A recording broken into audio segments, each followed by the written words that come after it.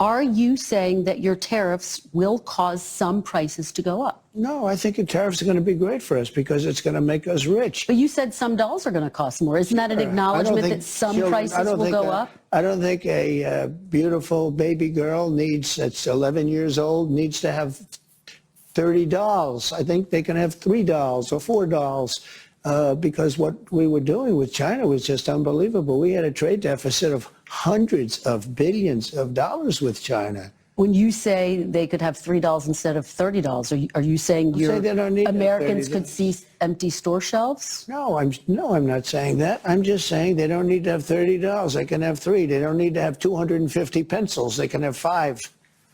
But you're basically saying there could be some supply shortages because of the tariff. We don't have to waste money on a trade deficit with China for things we don't need, for junk that we don't need. So how many dolls does a girl really need? U.S. President Donald Trump is speaking there to NBC's Meet the Press. Kristen Welker acknowledging the impact of his tariffs on consumers while insisting that the United States doesn't need to waste money on a trade deficit with China on, quote, things we don't need. The ongoing trade uncertainty has prompted many investors to stay cautious and keep cash. One of them is Mark Mobius, chairman of Mobius Emerging Opportunities Fund. Dr. Mark Mobius, great to have you on. Thank you very much for taking the time to talk to us today. So you made some headlines saying that cash is king right now. The market, though, is almost behaving as if we are peak uncertainty. You don't see it that way. Well, actually, you've seen the recovery. We've had a, 16, 17% recovery in the U.S. and other markets around the world. So there's been some recovery from the deep decline we saw, and that is usual. Usually when you have a sudden sell-off in the market, you have a recovery. But this is not over yet. This whole trade thing is going to continue. I think a lot of people forget that the real issue is the fact that the U.S. has lost its manufacturing capability, and it's very dangerous for the U.S. to be in that position. Everything is now dependent upon China and other countries, particularly China, whether it be parts, forget about the toys and the games, but let's look at parts, critical parts for airplanes, for military equipment, and so forth and so on. You cannot have a country like the U.S., which is so dependent upon other countries, particularly another country which really is a competitor, which China is, as you know. So I think a lot of people are missing the message that Trump is putting out. Unfortunately, he doesn't articulate it very well. Yes, there will be problems. There will be price increases. But don't forget, the American entrepreneur is very, very creative. They know how to get other products into the pipeline. And I'm sure that you're not going to see a huge increase in the CPI. You might see another 5 or 6%, but not more than that. What do you mean by entrepreneurs getting creative to get around this? Are you referring to some of these companies, perhaps some of the American ones, having moved their capacity to some of the EMs, but they're also getting hit by the tariffs right now? That's part of it. As you know, Apple has moved a lot of their equipment and their manufacturing to India, but you're going to see a lot of internal manufacturing in America, which is quite possible. A lot of people say, oh no, Americans will not do this high labor input, a low-cost labor kind of manufacturing, but I think they will. There are enough people in America who are living on low wages who are willing to work. And more importantly, the U.S. is going to be using more and more robotics. There's so many things you can do with robots that will overcome the labor shortages that you might have. So this is not going to happen overnight. It's going to take time. But I think on balance, I think the Trump policies are directed in that area. In other words, force the American manufacturers to manufacture more and more at home, or at least near home, whether it be Mexico, Canada, etc. Are you making the case for long EM and short U.S. right now? What do you need to see to deploy all that cash that you're holding on to deploy that you're holding right now? Well, of course, if you look at certain markets around the world that have done very well and continue to do well, India stands out. India is going to do very well continuing because of this offshoring that a lot of these manufacturers are doing, like Apple. That's number one. Number two, we are looking more and more at American companies that are going to overcome this problem and manufacture on their own to export to emerging countries. So you're going to see more of that taking place as we go forward. And more importantly, I believe the software area, the chip area, semiconductors, is going to become more and more important in the U.S., and we've got to look at that. By the way, one of the reasons why my fund is called Emerging Opportunities is because we're not going to be focusing just on emerging market companies, but emerging opportunities everywhere in the world, including the U.S. So I think it's going to be very interesting to see this happen. But I must warn you, it's going to take time. It's not going to happen overnight. So, Dr. Mobius Martin here, great to see you. It's been a long time, and hope you're enjoying the weather in Puerto Rico. But, you know, if you're going to be focusing on emerging opportunities in the U.S. as well, flesh that out. What kinds of businesses or what kinds of technologies are you eyeing?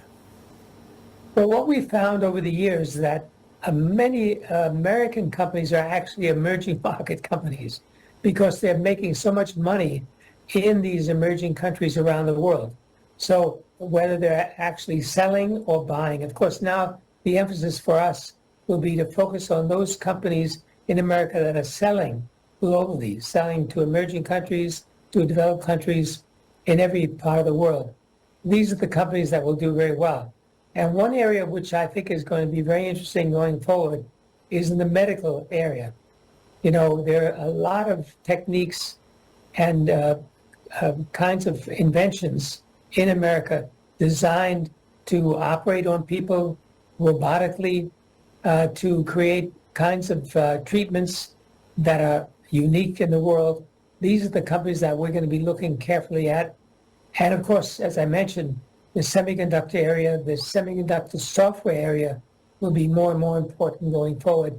And a lot of American companies will be creating these things. By the way, one of the interesting aspects of this, of course, is a lot of Taiwan companies will be coming to America to service TSMC with their new factory. And of course, that will spill over into other companies that will have that job to create software for chips. And that will be exportable. Oh, interesting. Okay. Dr. Mobius, I mean, medtech is one area that you just talked about. Tech and chips as well. What about China? Of course, China has got incredible capabilities and incredible companies. The problem I have with China is that if this trade, if you want to call it a war or conflict, if it continues and increases, then we are going to have real problems. And we've got to consider not only getting into China, but getting out, because if there's a real high degree of tension, China may impose exchange controls, etc. So we have to look at it. Of course, many of these companies we can buy in America, but we have to make sure that what we buy in America are really the shares of the companies themselves rather than another instrument that is used to represent those shares. So we'd have to look at that very carefully. But there's no question there are great opportunities in China. It's just a matter of now with this tension, we have to be very cautious. Okay, I think probably one of the reasons why Buffett is moving away from BYD is because of this. They're probably afraid of these tensions. Yeah, it makes sense to me. Dr. Mobius, you know, one thing that strikes me is in this whole trade war, and a lot of people are calling it a trade war, one geography which has been relatively unscathed is Latin America. I mean, sure, they get the baseline 10%, but that's about it, right? So, and it's setting up folks to think that maybe what Trump wants to do is to protect, I guess, his sphere or part of the world, which is the Americas, which includes Latin America. Do you see opportunities there down in LATAM? Yes, oddly enough, the opportunities are very much related to China, because as you know, China has not only gone into Mexico in order to create factories that can export to the U.S. and the world, but they've gone into other parts of Latin America. In fact, they've been very active in building ports along the western coast of Latin America so that they can supply goods and services to the Latin Americans and also build factories for export and for the local consumption. So it's very interesting to see how China will probably impact Latin America positively because of this movement away from manufacturing in China and their effort to do more and more offshoring in order to access the American market. A breakdown of your portfolios, because we touched on India, China, Taiwan, and now LATAM, but tell us which area is getting most of your love and least of your love. Biggest love is India. Obviously, that's the country that is going to be continuing to do very well going forward. Not only because of the movement of manufacturing from China, but more importantly, what is happening domestically. You've got a country that is young, that is now grasping the technology that we see around the world, and it's an incredible, very, very exciting area to see. The other area we are looking at is Brazil. Brazil is also benefiting from technology more and more and adopting a lot of the technology that even in the U.S. They haven't adopted. The other area would be Vietnam. Vietnam continues to go to strength to strength. Of course, a lot of that is because of exports to the U.S., but domestically they're doing very well. So that would be another area. And then we can't forget Taiwan. Taiwan continues to go from strength to strength. And as long as the tensions in the South China Sea are not too dire, I think they'll continue to do well. What's the case that you make for Japan? Because just over the weekend, Warren Buffett making a lot of headlines talking about the Japanese trading houses, saying that probably Berkshire Hathaway will not be selling in the next 50 years or forever. That's a very good point. The trading houses have been overlooked a lot because they are confusing to analyze. We have to spend a lot of time looking at what they're doing, how they're doing it, and what industry they're at. But the bottom line is that they're exposed to so many areas, and many of those areas are doing very well, that companies like Itochu, Marubeni, Mitsui, Sumitomo, Mitsubishi will do well going forward, and we're looking at those as well. Dr. Mobius, on these giant Japanese trading houses there, right? I mean, we can talk about why they're attractive based on simply the numbers, right? Whether it's PE, PB, or especially ROE.